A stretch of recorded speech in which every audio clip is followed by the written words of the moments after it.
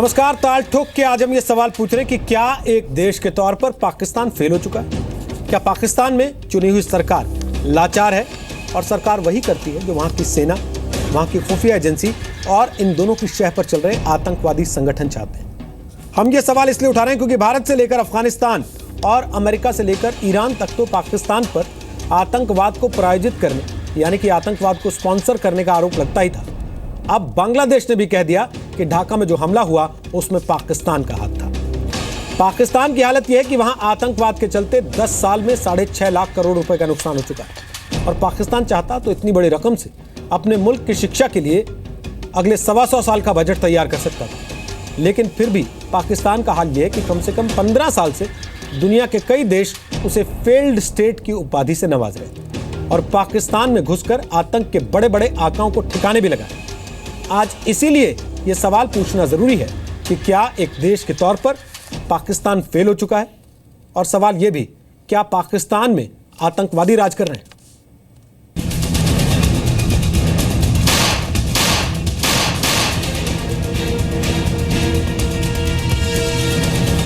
The involvement of ISI and Pakistan in our terroristic network there are clear evidences.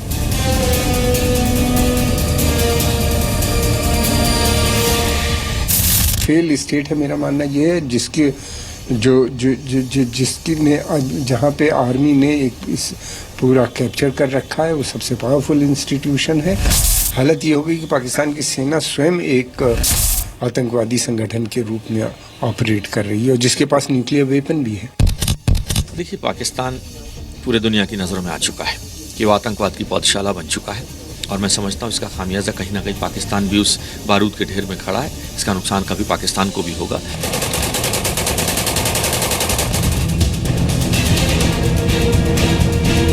Territory stretching from west of India's border up to Africa, it may go by different names, from Lashkar-e-Taiba to Taliban to ISIS, but its philosophy is common, of hate, murder and violence.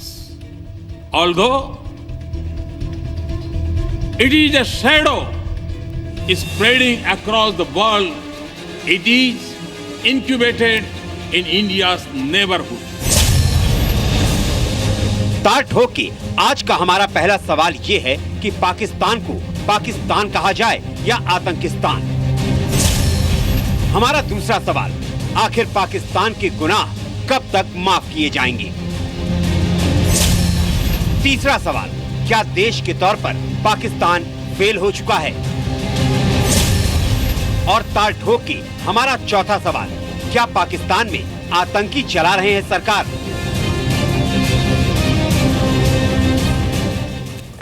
तो आज हमारे साथ तारक फतेह हैं, जो कि जाने माने columnist हैं, टोरंटो सन के, पाकिस्तानी मूल के लेखक हैं, कनाडा में रहते हैं। किताब chasing a mirage the tragic illusion of an Islamic state के लेखक हैं। पाकिस्तान में इनके सार्वजनिक भाषण और लेक्चर्स पर पाबंदी लगा दी गई है। ब्रिगेडियर रिटायर्ड बीडी मिश्रा हमारे साथ हैं, रक्षा विशेषज्ञ हैं, एनर्जी में फोर्स कमांडर रहे, 1993 में अमृतसर में हाईजैक ऑपरेशन के दौरान कमांडर रहे।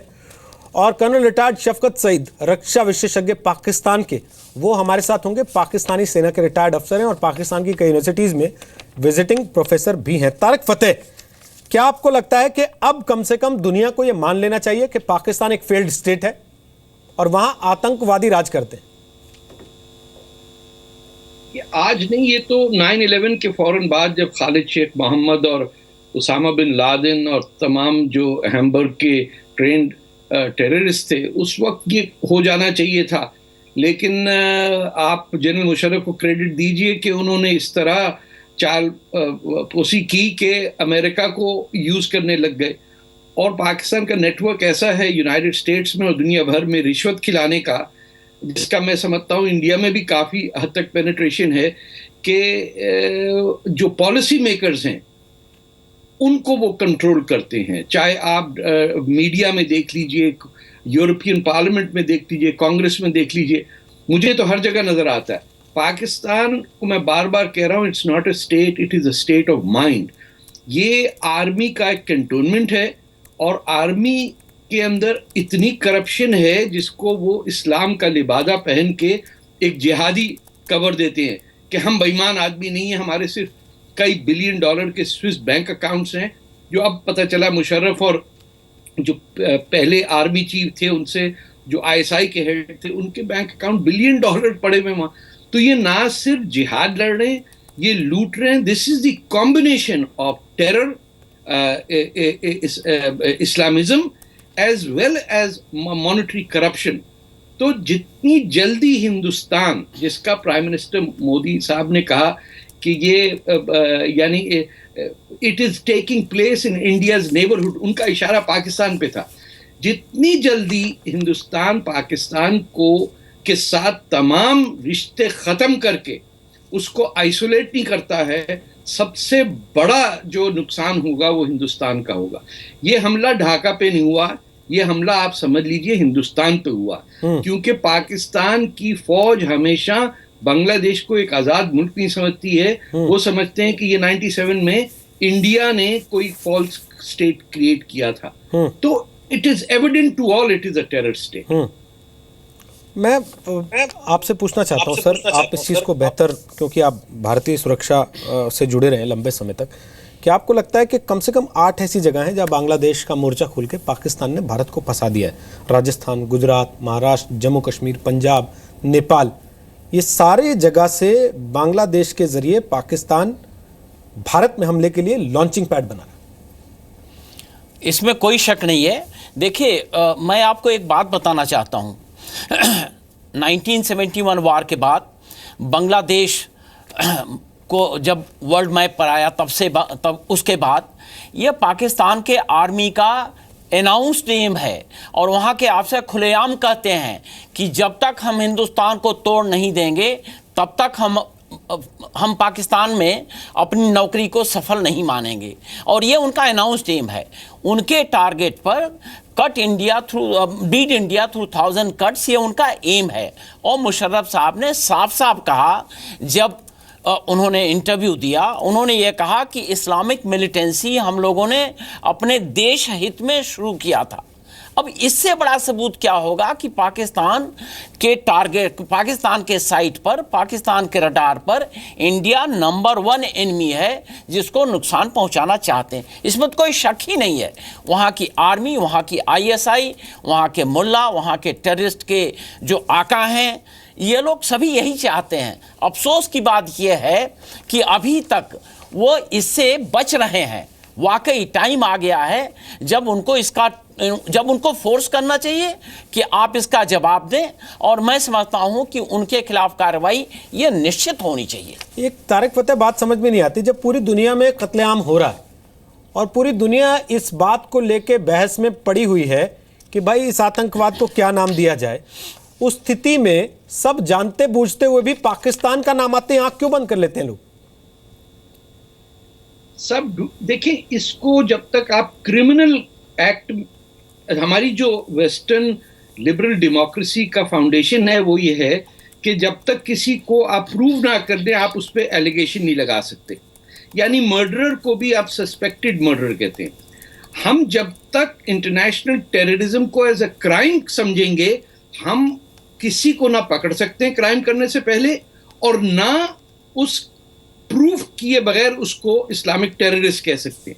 हमें अपना माइंडसेट चेंज करना होगा जिसके अंदर ये हमें पता हो कि this is not an act of, this is not a criminal act, it is an act of war. यानी जब तक इस्लामिक टेररिज्म को आप एक्ट ऑफ वॉर नहीं समझेंगे अपने माइंडसेट में, आप इसके खिलाफ कोई कदम नहीं उठा सकते। इसमें सबसे बड़ा फॉल्ट यूनाइटेड स्टेट्स का है, जिन्होंने ये कोशिश की, और जहां पाकिस्तान की लॉबी वॉशिंगटन डीसी में, आप हैरान होंगे, इंडिया का कोई मुकाबला नहीं है पाकिस्तानियों से।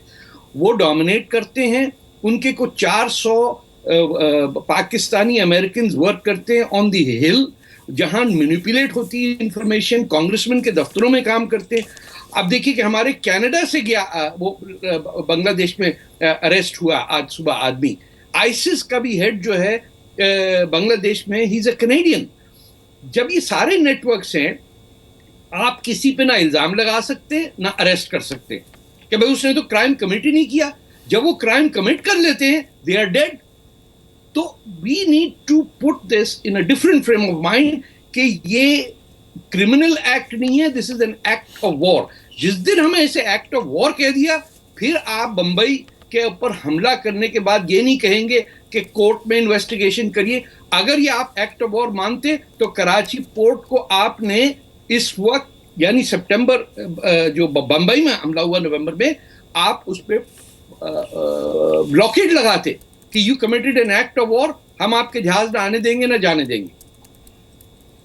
क्या आपको लगता है ब्रिगेडियर साहब इस चीज को लेके खास तौर पे कि हिंदुस्तान अभी भी एक वेट एंड वॉच के लिए बैठा हुआ है कि शायद अमेरिका कुछ करेगा? मैं ये समझता हूं कि हिंदुस्तान को खुद तैयार होना पड़ेगा अपनी सुरक्षा के लिए, अपनी आंतरिक व्यवस्था के लिए, आज के दिन हर दिन, और इसको अपनी तैयारी अपग्रेड करना पड़ेगा। अमेरिका के भरोसे हम नहीं रह सकते हैं, क्योंकि इतना दिन तक देख लिया अमेरिका के अपने खुद के इंटरेस्ट हैं। और अमेरिका पाकिस्तान को 1971 वार में जब उनको ये पता था अमेरिका को कि यहां पर पाकिस्तान की आर्मी हर तरीके का अत्याचार कर रही है, तो उनका जो ह्यूमन राइट्स का कॉन्सेप्ट है, उनका डेमोक्रेसी कॉन्सेप्ट है, उनका ह्यूमन अप्रोच का कॉन्टेक्स्ट है, कॉन्सेप्ट है, वो कहाँ गया था? अमेरिका के भरोसे हम रहना, अगर हम रहें और समझें महफूज हैं तो शायद हम गलती करेंगे। ये अमेरिका के भरोसे नहीं रहना है। आपको खुद तैयार होना है, आपको खुद ऑफेंसिव होना है, आपको खुद हॉट परसूट करना है, और ये करने के बजाय हमारे पास कोई और चारा नहीं है, क्योंकि पाकिस्तान ये इस्लामिक मिलिटेंसी को हमारे ऊपर थोपता रहेगा, हमको नुकसान पहुंचाता रहेगा।